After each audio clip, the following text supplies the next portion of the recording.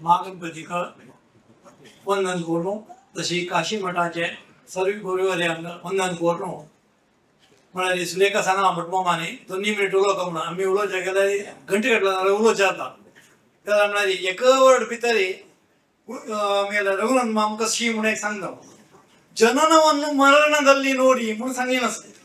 हांगा बशीन इतलो लोक खंय केन्ना आयले म्हळ्यार नंतर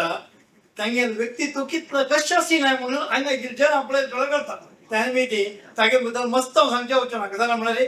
टायम वरकें नागे त्या निमित्ती तांकां श्रद्धांजली खातीर हांव आमी जनप्रिय यक्षगान मंडळी वतीन तांकां श्रद्धांजली दिता